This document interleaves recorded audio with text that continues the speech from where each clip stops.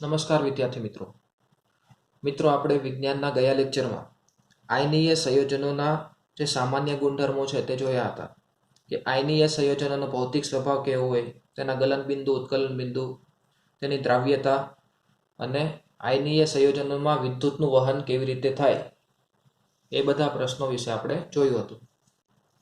તો મિત્રો આપણે આગળ શરૂઆત કરીએ. કેટલાક પદ આપેલા છે તેની વ્યાખ્યાયિત કરવાના, વ્યાખ્યા લખવાની છે. ખનિજ કોને કહેવાય? તો મિત્રો આપણને પૃથ્વીના પેટાળમાંથી ઘણા બધા સંયોજનો અને તત્વો મળે છે, તો એને જ આપણે ખનિજ તરીકે ઓળખીએ છીએ. કે જે તત્વો કે સંયોજનો પૃથ્વીના પેટાળમાંથી કુદરતી રીતે મળે છે તેને ખનિજ કહેવાય. કે જે તત્વો અથવા તો સંયોજનો પૃથ્વીના ભૂપૃષ્ઠ એટલે કે પોપડામાંથી, પેટાળમાંથી કુદરતી રીતે મળે છે તેને શું કહેવાય? ખનિજ. કાચી ધાતુ કોને કહેવાય? તો મિત્રો આપણને ખબર છે કે બધી ધાતુ આપણને પૃથ્વીના પેટાળમાંથી મળે. લોખંડ, એલ્યુમિનિયમ, કોપર એ બધી ધાતુઓ છે આપણને પૃથ્વીના પેટાળમાંથી જ મળે છે. પણ આ બધી ધાતુઓ શુદ્ધ અવસ્થામાં હોતી નથી. દરેક ધાતુની કાચી ધાતુ મળે. એ કાચી ધાતુમાં ચોક્કસ ધાતુનું પ્રમાણ વધારે માત્રામાં હોય છે. કે લોખંડની કાચી ધાતુ હોય, કોપરની કાચી ધાતુ હોય, એલ્યુમિનિયમની કાચી ધાતુ હોય. દરેક ધાતુની કાચી ધાતુ તમને મળતી હોય છે. એમાંથી શુદ્ધિકરણ દ્વારા આપણે ચોક્કસ ધાતુને અલગ કરવામાં આવે છે. કે જે ખનિજમાં સારા પ્રમાણમાં નિશ્ચિત ધાતુ હોય અને તે ધાતુનું સરળતાથી નિષ્કર્ષણ કરી શકાતું હોય તેવી ખનિજને કાચી ધાતુ કહે છે. કે એવી ખનિજ મળી આવે પૃથ્વીના પેટાળમાં કે જેમાં કોઈ ચોક્કસ ધાતુનું પ્રમાણ વધારે હોય. ધારો કે કોઈ ખનિજ મળી આવે છે એમાં લોખંડનું પ્રમાણ વધારે છે તો એને લોખંડની કાચી ધાતુ કહેવાય. કોઈ ખનિજ મળી આવે એમાં એલ્યુમિનિયમનું પ્રમાણ વધારે હોય તો એને એલ્યુમિનિયમની કાચી ધાતુ કહેવાય. તો આવી જે ખનિજ છે એને શું કહેવાય? કાચી ધાતુ કહેવાય. ગેંગ કે પૃથ્વીના પોપડામાંથી મળી આવતી કાચી ધાતુમાં તત્વ એકલું હોતું નથી. આ મિત્રો જે પણ તત્વો મળે આપણને, કોઈ પણ એલ્યુમિનિયમ, કોપર, નિકલ, લેડ, એ બધા જે તત્વો છે એ મુક્ત અવસ્થામાં હોતા નથી. એની સાથે કોઈને કોઈ અશુદ્ધિઓ રહેલી હોય. આપણે શુદ્ધિકરણ કરીને એ તત્વને કે ધાતુને આપણે શુદ્ધિકરણ દ્વારા આપણે અલગ કરી શકીએ. તો જે પણ અશુદ્ધિ રહેલી હોય એ અશુદ્ધિને ગેંગ કહેવાય. કે પૃથ્વીના પોપડામાંથી મળી આવતી કાચી ધાતુમાં તત્વ એકલું હોતું નથી, પરંતુ તેમાં વધુ માત્રામાં માટી, રેતી તથા અનિચ્છનીય પદાર્થો પણ અશુદ્ધિ સ્વરૂપે હોય છે. કે તત્વની સાથે માટી, રેતી અથવા તો બીજા કેટલાક અનિચ્છનીય એટલે કે બિનજરૂરી પદાર્થો રહેલા હોય, અશુદ્ધિ સ્વરૂપે રહેલા હોય. આ અશુદ્ધિને શું કહેવાય? ગેંગ કહેવાય. ખબર પડી મિત્રો? ખનિજ કોને કહેવાય? ફરીથી જોઈ લઈએ. કે જે તત્વો કે સંયોજનો પૃથ્વીના પેટાળમાંથી કુદરતી રીતે મળી આવતા હોય તેને ખનિજ કહેવાય. પછી કાચી ધાતુ કોને કહેવાય? તો જે ખનિજમાં સારા પ્રમાણમાં કોઈ નિશ્ચિત ધાતુ મળી આવતી હોય અને તે ધાતુનું સરળતાથી નિષ્કર્ષણ કરી શકાય એટલે કે સરળતાથી અલગ કરી શકાય, સરળતાથી છૂટી પાડી શકાય, તો તેવી ખનિજને કાચી ધાતુ કહેવાય. અને ગેંગ કોને કહેવાય? તો પૃથ્વીના પેટાળમાંથી આપણને જે પણ કાચી ધાતુ મળે એમાં તત્વ એકલું હોતું નથી, પણ તેની સાથે ઘણી બધી અશુદ્ધિઓ હોય છે. કે તેમાં માટી, રેતી તથા બીજી કેટલીક અનિચ્છનીય અશુદ્ધિઓ, અનિચ્છનીય પદાર્થો રહેલા હોય, અશુદ્ધિઓ રહેલી હોય છે. આવી અશુદ્ધિઓને શું કહેવાય? ગેંગ કહેવાય. આગળનો પ્રશ્ન જોઈએ. સક્રિયતાને આધારે ધાતુઓનું વર્ગીકરણ સમજાવો. કે અલગ અલગ ધાતુઓ મળી આવે તો એ બધી ધાતુ સરખી સક્રિય નથી હોતી. કેટલીક વધારે સક્રિય હોય, કેટલીક મધ્યમ સક્રિય હોય, અથવા તો કેટલીક ધાતુ ઓછી સક્રિય હોય છે. બધાની સક્રિયતા અલગ અલગ હોય. તો સક્રિયતાને આધારે ધાતુઓનું વર્ગીકરણ કેવી રીતે થાય તે સમજાવવાનું છે. સૌથી પહેલા જોઈએ ઉચ્ચ સક્રિયતા ધરાવતી ધાતુઓ, કે જેમની સક્રિયતા ખૂબ જ વધારે હોય, ખૂબ જ સક્રિય ધાતુઓ. કઈ કઈ ધાતુ છે? તો sodium, potassium, sodium, calcium, magnesium અને એલ્યુમિનિયમ. આ બધી ધાતુઓ ખૂબ જ વધારે સક્રિય ધાતુ છે. કે સક્રિયતા શ્રેણીમાં ટોચ પર રહેલી ધાતુઓ ખૂબ જ વધારે સક્રિય હોય છે. કે આખી જે સક્રિયતા શ્રેણી છે એમાં ટોચ પર રહેલી જે ધાતુ હોય એ ખૂબ જ વધારે સક્રિય ધાતુ છે. ઉદાહરણ તમને કીધા કે પોટેશિયમ, સોડિયમ, કેલ્શિયમ, મેગ્નેશિયમ અને એલ્યુમિનિયમ. આ બધી ધાતુ, આ ધાતુઓ એટલી હદે સક્રિય હોય છે કે ક્યારેય કુદરતમાં મુક્ત સ્વરૂપે મળી આવતી નથી. તે ખૂબ જ સક્રિય હોય મિત્રો, એટલે તરત જ હવામાનના ઓક્સિજન સાથે અથવા તો બીજા કોઈ તત્વ સાથે એ સંયોજન સ્વરૂપે મળી આવે, પણ મુક્ત સ્વરૂપે મળી આવતી નથી. એ વધારે સક્રિય હોય છે અને વિદ્યુત વિભાજનથી મેળવાય છે. આ બધી ધાતુઓ ખૂબ જ વધારે સક્રિય હોય છે અને તેનું શુદ્ધિકરણ કરવા માટે વિદ્યુત વિભાજન પદ્ધતિનો ઉપયોગ થાય. વિદ્યુત વિભાજન પદ્ધતિથી કેવી રીતે શુદ્ધિકરણ કરી શકાય તે આપણે આગળ જોઈશું. એના પછી મધ્યમ સક્રિયતા ધરાવતી ધાતુઓ, કે સક્રિયતા શ્રેણીની મધ્યમાં રહેલી ધાતુઓ મધ્યમ સક્રિય હોય છે. કે આ જે સક્રિયતા શ્રેણી છે એની મધ્યમાં રહેલી ધાતુઓ એ મધ્યમ સક્રિય હોય, એટલે બહુ વધારે પણ નહીં કે બહુ ઓછી પણ નહીં.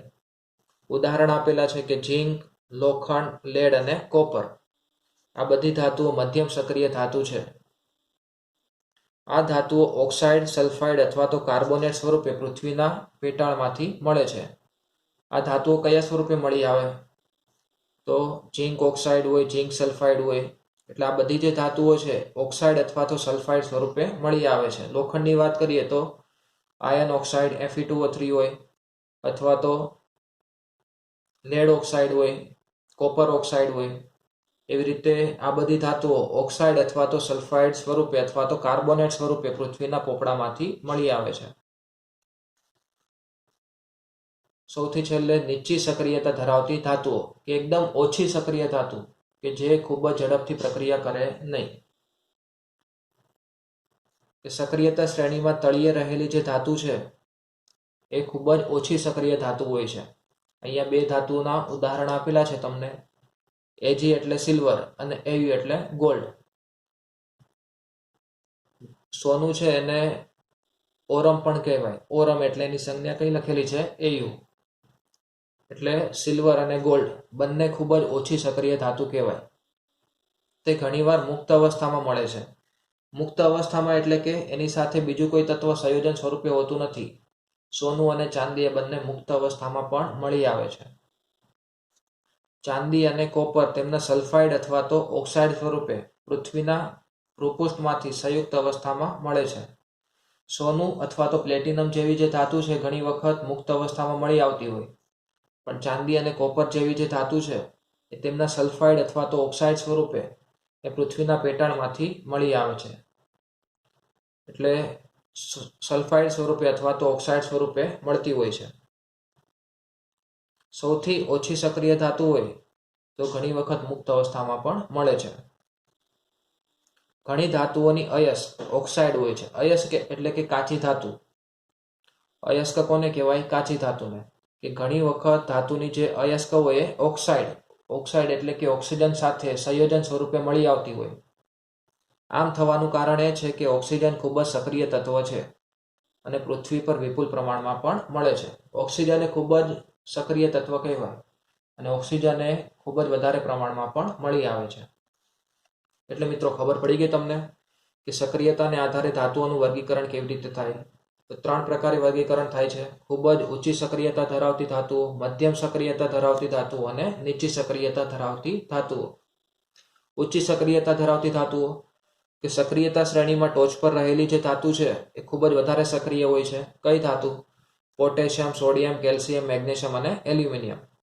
આ ધાતુઓ એટલી હદે સક્રિય હોય છે કે તે ક્યારે પણ કુદરતમાં મુક્ત સ્વરૂપે મળતી નથી. હંમેશા સંયોજન સ્વરૂપે મળી આવે છે. એના પછી મધ્યમ સક્રિયતા ધરાવતી ધાતુઓ, કે સક્રિયતા શ્રેણીમાં મધ્યમાં રહેલી ધાતુઓ એ મધ્યમ સક્રિયતા ધરાવતી હોય છે. ઉદાહરણ તરીકે ઝીંક, આયર્ન, લેડ અને કોપર. આ ધાતુઓ ઓક્સાઇડ, સલ્ફાઇડ અથવા તો કાર્બોનેટ સ્વરૂપે પૃથ્વીના પેટાળમાંથી મળી આવે છે.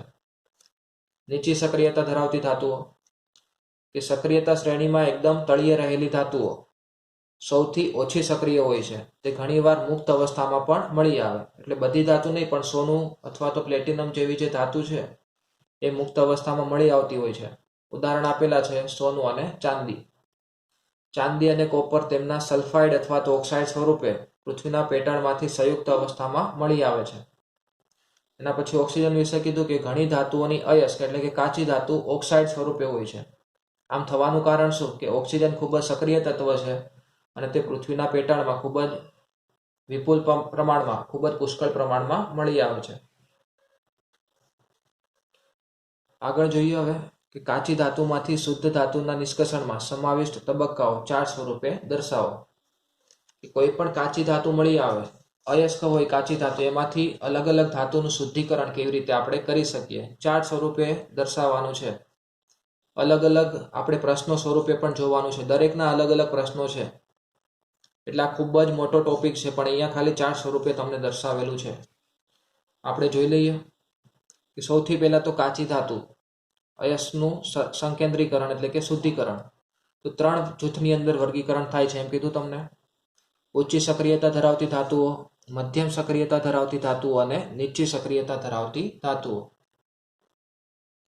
ઉચ્ચ સક્રિયતા ધરાવતી ધાતુઓ વિશે તમને કીધું કે જેની સક્રિયતા ખૂબ જ ઊંચી હોય તે ક્યારેય પણ મુક્ત અવસ્થામાં મળતી નથી.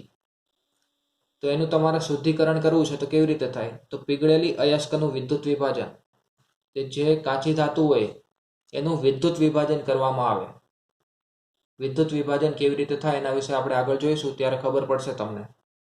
એટલે વિદ્યુત વિભાજન પદ્ધતિ દ્વારા ઊંચી સક્રિયતા ધરાવતી જે ધાતુ છે એનું શુદ્ધિકરણ કરવામાં આવે છે. એના પછી મધ્યમ સક્રિયતા ધરાવતી ધાતુ, તો એમાં 2 પ્રકારની અશુદ્ધિઓ હોય એમ કીધું તમને, કાર્બોનેટ અયસ્ક અને સલ્ફાઇડ અયસ્ક. એટલે કાર્બોનેટ ધરાવતી કાચી ધાતુ અથવા તો સલ્ફાઇડ ધરાવતી કાચી ધાતુ. જે કાર્બોનેટ યુક્ત કાચી ધાતુ હોય તેનું કેલ્સિનેશન ક્રિયા દ્વારા પ્રક્રિયા કરવામાં આવે અને ધાતુના ઓક્સાઇડ મેળવવામાં આવે. ધાતુના ઓક્સાઇડ મળી જાય એના પછી રિડક્શન ક્રિયા દ્વારા એ ધાતુનું શુદ્ધિકરણ થાય. કેમ કે ઓક્સાઇડ છે, ઓક્સાઇડનું રિડક્શન કરી નાખો એટલે ઓક્સિજન દૂર થઈ જશે. ઓક્સિજન દૂર થઈ જાય એટલે ધાતુ શુદ્ધ અવસ્થામાં મળશે તમને. પછી સલ્ફાઇડ અયસ્ક હતી. સલ્ફાઇડ અયસ્ક હોય તો એની પૂંજન ક્રિયા દ્વારા, પૂંજનની ક્રિયા દ્વારા એનું ઓક્સાઇડમાં રૂપાંતર થાય અને ઓક્સાઇડમાંથી પછી રિડક્શનની ક્રિયા દ્વારા ઓક્સિજન દૂર કરીને શુદ્ધ ધાતુ મેળવી શકાય છે. એટલે આમાં ખાસ ધ્યાન રાખજો મિત્રો, મધ્યમ સક્રિયતા ધરાવતી જે ધાતુ છે એ 2 સ્વરૂપે મળે, કાર્બોનેટ યુક્ત અથવા તો સલ્ફાઇડ યુક્ત. એની કાચી ધાતુ કાર્બોનેટ યુક્ત હોય અથવા તો સલ્ફાઇડ યુક્ત હોય છે. કાર્બોનેટ યુક્ત કાચી ધાતુ હોય તો એનું શુદ્ધિકરણ કેલ્સિનેશન ક્રિયા દ્વારા થાય. કાર્બોનેટમાંથી એનું ઓક્સાઇડમાં રૂપાંતર થાય. ઓક્સાઇડમાં રૂપાંતર થયા પછી રિડક્શનની ક્રિયા દ્વારા ઓક્સિજન દૂર કરીને શુદ્ધ ધાતુ મેળવી શકાય. સલ્ફાઇડ યુક્ત કાચી ધાતુ હોય તો એનું શુદ્ધિકરણ ભુંજન ક્રિયા દ્વારા થાય છે. ભુંજનની ક્રિયા દ્વારા સલ્ફાઇડમાંથી કાર્બોનેટમાં રૂપાંતર કરવામાં આવે. કાર્બોનેટમાં રૂપાંતર થઈ જાય પછી તેનું રિડક્શન કરીને ઓક્સિજન દૂર કરી શકાય અને શુદ્ધ ધાતુમાં મેળવી શકાય છે. નીચી સક્રિયતા ધરાવતી ધાતુઓ કે મુખ્યત્વે સલ્ફાઇડ અયસ્ક એટલે કે સલ્ફાઇડની કાચી ધાતુ સ્વરૂપે મળતી હોય છે, સલ્ફાઇડ સાથે મળતી હોય. એનું પણ ભુંજનની ક્રિયા દ્વારા, આગળ કીધું ને તમને, ભુંજનની ક્રિયા દ્વારા એનું શુદ્ધિકરણ થાય છે અને એમાંથી શુદ્ધ ધાતુ આપણે મેળવી શકીએ છીએ. આ રીતે મિત્રો અલગ અલગ ધાતુઓનું શુદ્ધિકરણ કરી શકાય. ફરી એક વખત જોઈ લઈએ કે 3 પ્રકારની ધાતુઓ હતી: વધારે સક્રિયતા ધરાવતી ધાતુઓ, મધ્યમ સક્રિયતા ધરાવતી ધાતુઓ અને નીચી સક્રિયતા ધરાવતી ધાતુઓ. ઉચ્ચ સક્રિયતા ધરાવતી ધાતુઓ હોય તો એનું વિદ્યુત વિભાજનની ક્રિયા દ્વારા શુદ્ધિકરણ થાય છે. કે પીગળેલી અયસ્ક એટલે કે જે કાચી ધાતુ હોય એનું વિદ્યુત વિભાજનની ક્રિયા દ્વારા શુદ્ધિકરણ થાય. પછી મધ્યમ સક્રિયતા ધરાવતી ધાતુઓ 2 સ્વરૂપે મળે છે, કાર્બોનેટ કાચી ધાતુ અથવા તો સલ્ફાઇડ કાચી ધાતુ સ્વરૂપે. કાર્બોનેટ યુક્ત કાચી ધાતુ હોય તો એનું કેલ્સિનેશન ક્રિયા દ્વારા ધાતુના ઓક્સાઇડમાં રૂપાંતર થાય અને સલ્ફાઇડ યુક્ત કાચી ધાતુ હોય તો એનું ભુંજનની ક્રિયા દ્વારા ધાતુના ઓક્સાઇડમાં રૂપાંતર થાય છે. હવે એક વખત ધાતુ ઓક્સાઇડમાં રૂપાંતર થાય પછી એનું રિડક્શનની ક્રિયા દ્વારા ઓક્સિજન દૂર કરવામાં આવે અને શુદ્ધ ધાતુ મેળવી શકાય છે. નીચી સક્રિયતા ધરાવતી જે ધાતુ હતી તો એ સલ્ફાઇડ યુક્ત કાચી ધાતુ હતી. તેનું ભુંજનની ક્રિયા દ્વારા, જે સલ્ફાઇડ યુક્ત કાચી ધાતુ હતી એની ભુંજનની ક્રિયા દ્વારા એમાંથી શુદ્ધ ધાતુ મેળવી શકાય છે. તો આ રીતે મિત્રો અલગ અલગ જે ધાતુઓ છે, વધારે સક્રિયતા ધરાવતી ધાતુઓ, ઓછી સક્રિયતા ધરાવતી ધાતુઓ અને મધ્યમ સક્રિયતા ધરાવતી ધાતુઓ, તેમનું શુદ્ધિકરણ કરી શકાય. તો આજના લેક્ચરમાં મિત્રો આપણે અહીંયા સુધી રાખીએ. બાકીના પ્રશ્નો છે એનો અભ્યાસ આપણે આગળના લેક્ચરમાં કરીશું. અસ્તુ.